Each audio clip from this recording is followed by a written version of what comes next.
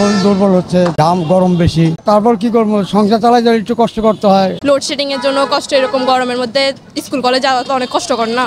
সুপ্রিয় দর্শক, সিটিজি 24 এর পক্ষ থেকে সবাইকে জানাই স্বাগতম। তীব্র গরমে প্রায় অস্থির নগরবাসী। চলুন দেখে আসি সাধারণ জনগণ এই গরম সম্পর্কে কি বলছে। অনেক গরম পড়তেছে এবার, গত বছরের তুলনায় এবারে অনেক বেশি গরম পড়তেছে। আমি ক্লান্ত হয়েছে, মানে শ্বাস বন্ধ হয়ে আছে, গরমে গাম ধরতেছে, এই তো আর কি। খুবই বিষণ্ণ, কারণ দেখতেই তো পাচ্ছেন কেমন গরম পড়ছে। তো এই সমস্যার সমাধান হিসেবে আমি মনে করছি, যদি আমাদের পরিবেশে আরও গাছের সংখ্যা বৃদ্ধি পায়, তাহলে এরকম তীব্র গরম হতে আমরা আরও অনেকটা নিস্তার পেতে পারি। আমি আসলে আমি বাকুলিয়া গভর্নমেন্ট কলেজে পড়ি, সেখানে একটা দরকারে যাওয়া হলো আর কি। আমার গরমের মধ্যে মোটরসাইকেল পর্যন্ত গরম হচ্ছে, তো তাপ আগুনের মতো গরম লাগতেছে। প্রচুর পানি পান করতে হবে, তরল খাবার খেতে হবে, ঢিলেঢালা কাপড় পরতে হবে, সেটা আমার ব্যক্তিগত মতামত। অনেক অসুবিধা হচ্ছে, মানে ধরেন কারেন্টও চলে যাচ্ছে মাঝে মধ্যে, লোডশেডিং এর জন্য কষ্ট, এরকম গরমের মধ্যে স্কুল কলেজ যাওয়া তো অনেক কষ্টকর না। ধরেন অন্যান্য স্কুল কলেজের মধ্যে আমাদেরটাও যদি বন্ধ দিত তাহলে একটু সুবিধা হতো। ভাড়া কমাইতেছে না, গরমে ভাড়া তো অনেক কম। গরমে মানুষ কি বের হচ্ছে না তাই ভাড়া কম? ভাড়া কম না, মানুষ করতে চায় না, গরমে করতে চায় না আর এই মানুষ।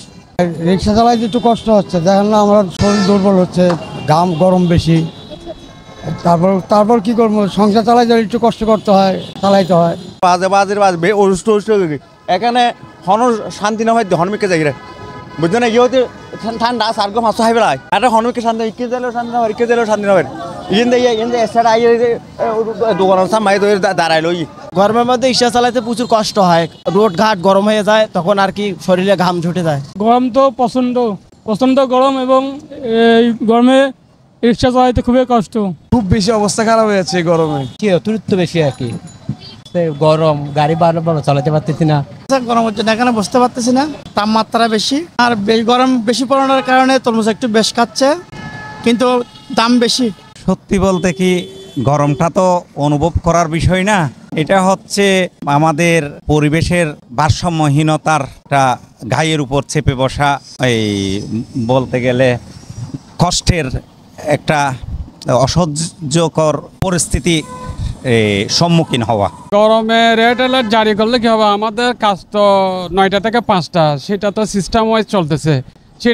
সেটার জন্য সরকার যদি আলাদা সিস্টেম তৈরি করে, যেমন 11টা থেকে 2টা বা 3টা পর্যন্ত যদি সরকার এই কাজ বন্ধ রাখে, আর পরবর্তী সময় যদি কাজ চালু করে, তাহলে একটা সিস্টেমের মধ্যে চললে তাহলে আমরা এটা করতে পারতাম। এখন তো নির্দিষ্ট টাইমে চলে, ওই সময় আমাদের কাজ করতে হবে।